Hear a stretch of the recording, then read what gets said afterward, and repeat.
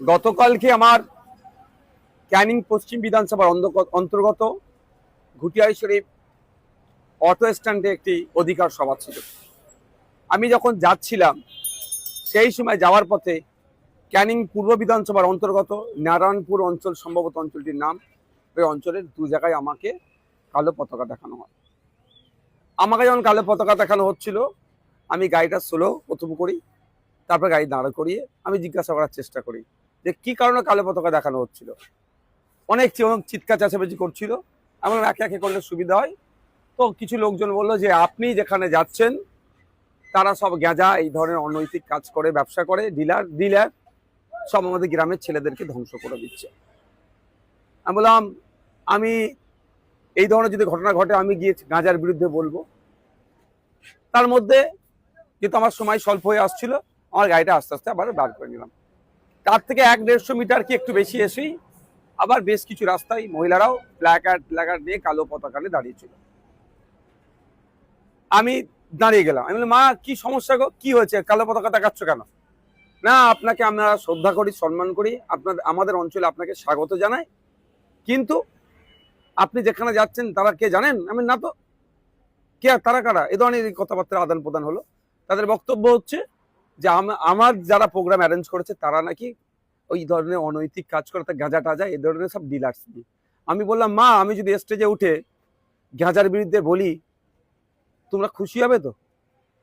শুধু খুশি না, এটা বললাম, আমি যদি মা স্টেজে উঠে গাঁজার বিরুদ্ধে বলি তাহলে আসবার সময় আমাকে চা খাওয়াবে তো? বললো হ্যাঁ।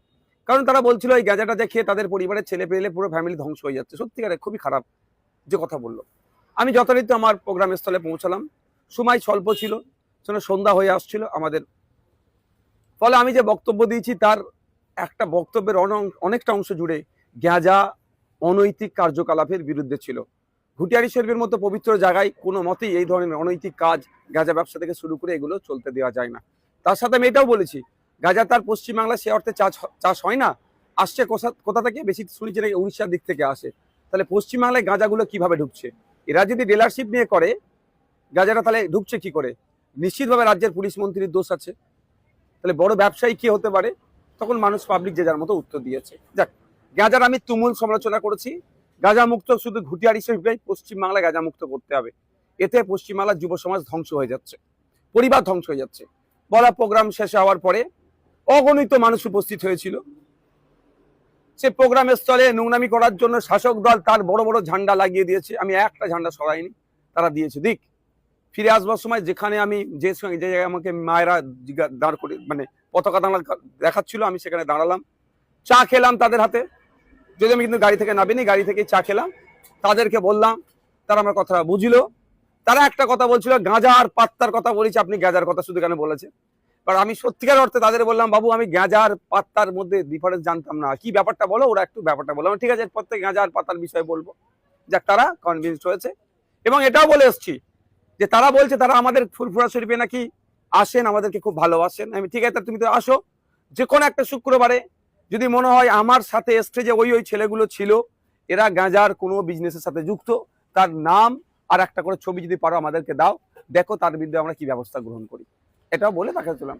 তারপরে একটা ওই যে বাজারটি ছিল, যে বাজারটির পাশেই ফুটবল মাঠ, নারায়ণপুর মনে হচ্ছে অঞ্চল, ওখানে ওই যে কিছু ছেলে যে ভাইজান আপনি গাঁজার বিরুদ্ধে বললেন না, আমি যখন আসছিলাম ঠিক এই ধরনের, আমি তাদেরকে বললাম আমার গাড়ি থেকে, ভাই কে বলেছে আমি বলিনি, আমার রেকর্ড তোমরা দেখালে শুনে নাও।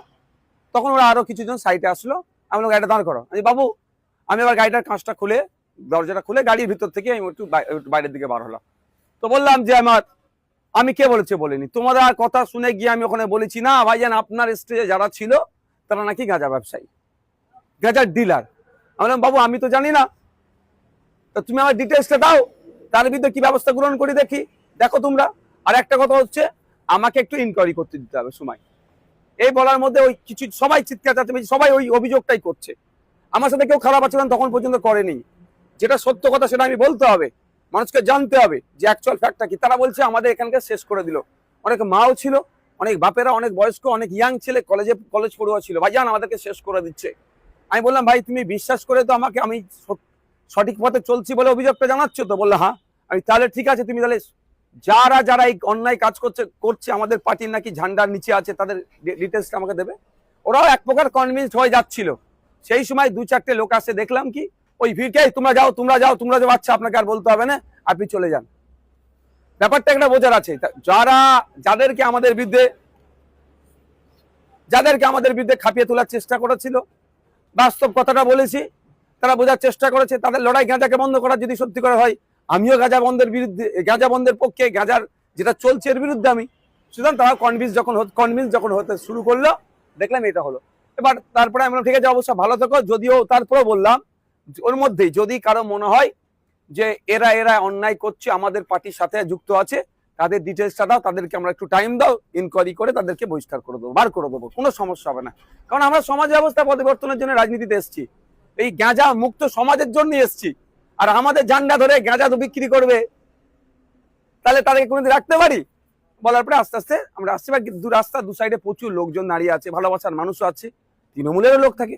কারণ যখন আমি যাচ্ছিলাম, প্রথম যারা আমাকে কালো ঝান্ডা দেখাচ্ছিল, যে ঝান্ডা দেখাচ্ছে সে হাসছে, আমি তাকে বললাম বাবু হাসলে, এরম ভাই বললাম যে হাসলে আর বিপ্লব হয় না, তুই প্রতিবাদও করছে, হাসছে কেন? মুখ বিনা হাসিতে কালো ঝান্ডা দেখাও, সে হেসেই যাচ্ছে। আসবার সময় তার সাথে দেখা হয়েছে, তার হাতে ঝান্ডা ছিল না, তখনও হাসছিল। দেখা সব মানুষজন থাকে যেভাবে, তাকে আমাকে স্বাগত জানাবে বলুন বা আমার প্রতিবাদের জন্য তারা দাঁড়িয়ে আছে, যেটা ভাষায় নেবেন। রাস্তার দু সাইডে প্রচুর লোকজন দাঁড়িয়েছিল। এবার আস্তে আস্তে তাদের হাত দেখাতে এসছি, কে কেমন আছেন না আছেন করতে করতে আসছি। ঠিক বাজারটা শেষ হবে, সেই খবর পাচ্ছি নাকি আমাদের শুভাকাঙ্ক্ষী কিছু যারা প্রোগ্রামে গিয়েছিল, বাইকে করে ফিরছিল, তাদের উপর চড়া হয়েছে। এই চড়াওটা হয়েছে, নোংরামি কাজ করেছে। এটা এবার যখন যারা আমাকে প্রথম বলছিল ভাইজান গাঁজা নিয়ে প্রতিবাদ করতে হবে, আপনি গাঁজাওয়ালাদের প্রোগ্রামে যাচ্ছেন, তারা আমার কাছে ছিল। আমি বললাম বাবু এটা কি হলো? তুমি আমাকে সঠিক দিশা দেখাচ্ছিলে, আর এই ধরনের অন্যায়টা কারা করলো? তখন ওরা সরাসরি বলছে ভাইজান এটা আমরা করিনি। তাহলে কারা করলো? ওটা কারা করলো? এখানে বুঝতে অবকাশ লাগছে না শওকত মোল্লা সাহেব, যে ক্যানিং পূর্বের মতো জায়গাতে মানুষ রাস্তার দুধারে ঢল নেমেছে। চন্দনেশ্বর থেকে শুরু করে নারায়ণপুর থেকে শুরু করে বিভিন্ন জায়গায় ক্যানিং পশ্চিমের মানুষ, হাজার হাজার মানুষ রাস্তায় নামছে, আতঙ্কিত হয়ে গেছে বলে আমাদের কর্মীদের উপরে চড়া হয়েছে। দুর্ভাগ্য, সেখানে কিন্তু পুলিশের একটা অংশ ছিল। প্রথমে তারা নীরব দর্শকের ভূমিকা পালন করে, যখনই হয়েছে আমি আমার কর্মীকে মারবে, আমার ভালোবাসার মানুষকে মারবে, আমি তো চুপ করে থাকতে পারবো না, আমি গাড়িতে নিয়ে পড়েছি। পুলিশ এসে বলছে সাহেব আপনি গাড়ি তুলুন, আপনি চলে যান। আমি কেন যাবো? আমি যাবোটা কেন? এইবার কিছু মানুষজন যারা কিন্তু ওখানে প্রতিবাদ এই গাঁজা নিয়ে কথা বলেনি, তাদের মধ্যে তারা নয়, অন্য কিছু মানুষ আপনি চলে যান, আপনি চলে যান, আপনি চলে যান এই করছে। এটা বুঝতে হবে ব্যাপারটা। আমার ভালোবাসার মানুষ মার খাবে, আমি চলে যাব?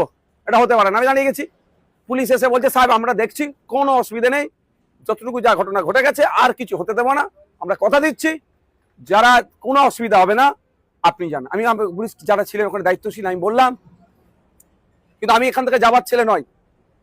কারণ আমার কর্মীকে আমার ভালোবাসার মানুষকে মার খাওয়ার আগে আমি দুঘা মার খাতে প্রস্তুত আছি।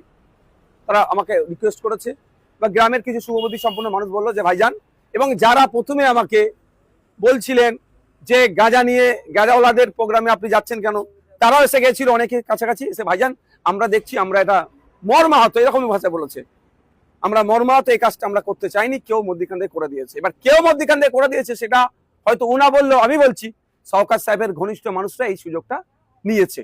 তো এই অবস্থা হয়েছে। আমাকে আস্তে আস্তে আমরা বাড়ি আসলাম, আমি জাস্ট বাজারটা ক্রস করে আমি দাঁড়ালাম।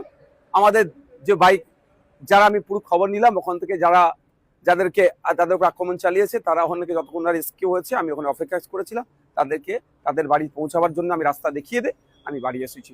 এই হচ্ছে ঘটনা। ব্যাপারটা হচ্ছে আমরা প্রশ্ন, এখানে অঞ্চলটার নাম কি?